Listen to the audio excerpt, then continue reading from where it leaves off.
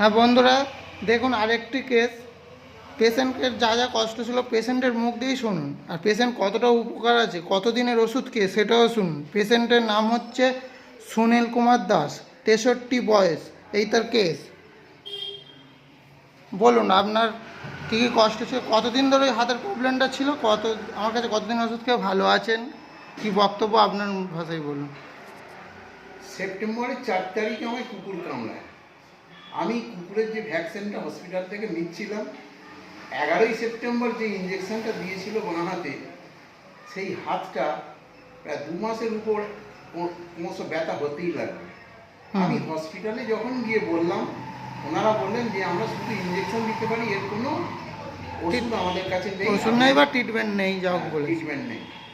ওনারা বললেন আপনাকে করতে হলে আপনাকে শম্ভুনাথ পণ্ডিত হসপিটালে যেতে হবে।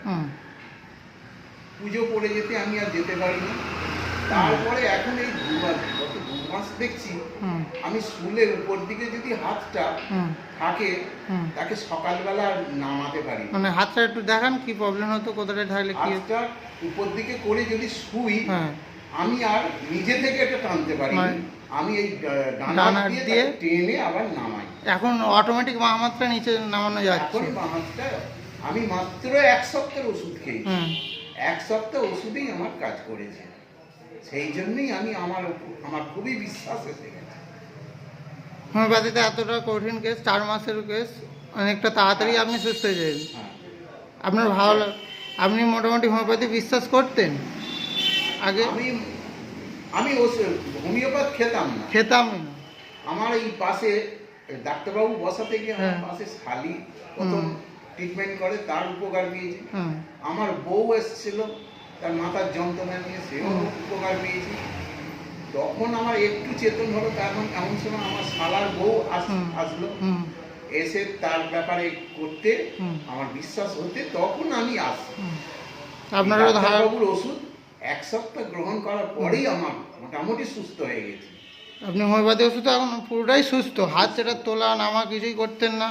আপনার ধারণাটাও কম ছিল যে হোমিওপ্যাথি আমার রোগটা সারবে কি, এতটা কঠিন রোগ, হসপিটালে যেতে হবে, এরকম একটা চিন্তা ভাবনা ছিল। কিন্তু 1 সপ্তাহের ওষুধে আপনি অনেকটাই সুস্থ হয়ে গেছে।